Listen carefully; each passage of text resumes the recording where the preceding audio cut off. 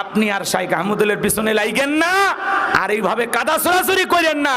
আর 48 ঘন্টার আলটিমেটাম দিলে উনি কি, যে যত উপরে উঠবে তার তত বেশি সমালোচনা হবে।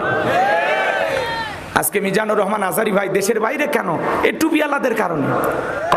2-4 জন আলেম জেলখানায় কেন যায়? এই টুপিওয়ালাদের কারণে। কথা বলেন, আলেমের সমালোচনা আলেম হয়ে আপনি কেমনে করেন? শাইখ আহমদুল্লাহর মতো দরদি আলেম দরকার, যার মাধ্যমে এদেশে দ্বীনের প্রচার প্রসার হচ্ছে, দ্বীনের খেদমত হচ্ছে। আজকে একজন আলেম হইয়া যে মতেরই আলেম হোক, কথা বলেন না কেন, আর একজন আলেমকে আপনি আলটিমেটাম দেন, কারণটা কি? শাইখ আহমদুল্লাহ হুজুরকে প্রশ্ন করা হয়েছে, বিশ্বনবী 40 বছর বয়সে নবুয়ত প্রাপ্ত হয়েছেন, এর আগে রসুল কোন ধর্মের অনুসরণ করেছেন, এই বিষয়ে শুধু প্রশ্ন করা হয়েছে।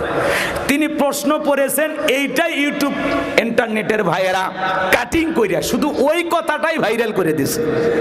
তিনি যে প্রশ্ন একজন করেছেন, সেই প্রশ্নটা শুধু দেখে পড়েছেন, এর উত্তর তো দেনইনি। তাহলে উত্তর দিছে পরে, সেই উত্তর গেল কোথায়? কথা কয় না কেন?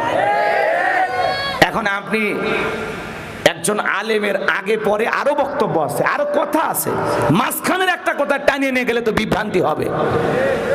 কথা কয় না? লা তাকরাবুস সালাহ, তোমরা নামাজের ধারের কাছে যাইও না। এখন আপনি যদি মনে করেন গোলাম রব্বানী হুজুর এসে গেলো নামাজের ধারের কাছে যাইও না, কত বড় বাটপার হুজুর! আসলে কি তাই? আল্লাহ তাআলা পরে কি বলতেছেন? ওয়ান্তুম সুকারা, মানে কি? নিশাগ্রস্ত অবস্থায়। কথা কয় না কে? লা তাকরাবুস সালাহ, তোমরা সালাতের ধারের কাছে যাও না। কখন? যখন নিশাগ্রস্ত অবস্থায় থাকবা, মাতাল অবস্থায় থাকবা। কথা কোন ঠিক কি না? তা আগে পরে বোঝা লাগবে তো। আপনি এই পৃষ্ঠার লেখা দেখলেন, পরের পৃষ্ঠারে তার শেষ কথা আছে না? উনি শুধুমাত্র একজন ভক্তের অথবা যিনি প্রশ্নকারী তার প্রশ্নের কথাটা শুধু পড়েছেন, উত্তর কি দিয়েছেন সেটা জানার দরকার নাই।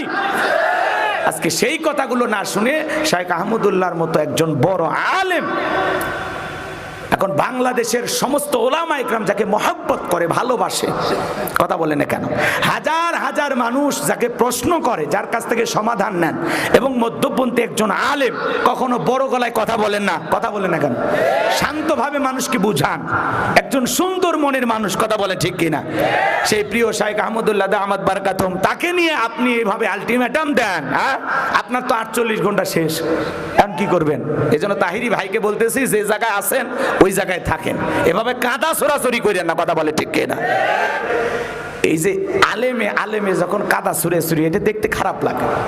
মানুষ সবচেয়ে বেশি আমাদেরকে দায়ী করে, হুজুর আপনাদের মধ্যেই তো মিল নাই। তা আসলে অবস্থা এমন হয়ে গেছে ভাই, আপনাদের হেদায়েতের দোয়া করব কি? আপনারাই দোয়া করেন বাংলাদেশের আলেমদেরকে আল্লাহ যেন আগে হেদায়েত দান করে। দোয়া আপনাদের কাছে চাওয়া লাগবে, আমরা বিপদে আছি। কথা কয় না কেন? এখন শাইখ আহমদুল্লাহকে নিয়ে তাহিরি সাহেব কথা বলেছেন, এখন তার গানগুলো কাটিং করে মানুষ আবার ছাড়তেছে। কথা কয় না কেন? আল্লাহর ধন রসুলকে দিয়া আল্লাহ গেছেন গায়েব হইয়া, আবার রসুল ধন পাইয়া খাজারে দিয়া রসুল গেলেন গায়েব হইয়া। কেউ হেরে না খালি হাতে, খাজারে তোর দরবার থেকে। এই যে গানগুলো আপনারা গান, সেগুলোর মধ্যে তো বোঝা লাগবে। এখন আপনি এগুলো আবার বললে এগুলোর ব্যাখ্যা আবার ওনারা দেন, যেই গান কেন গাইছি, বাবার শান গাইছি, আছে না? জিকির, নানান ধরনের জিকির করে, সবাই মিলে এক জায়গায় বসে জিকির করে, লাফায়, আমরা কিচ্ছু বলি না। তো এই জন্য আপনাদেরকে অনুরোধের ভাষায় বলবো যে ভাই, দয়া কইরা এদেশের বড় বড় আলেমদেরকে শ্রদ্ধা করুন, সম্মান প্রদর্শন করুন।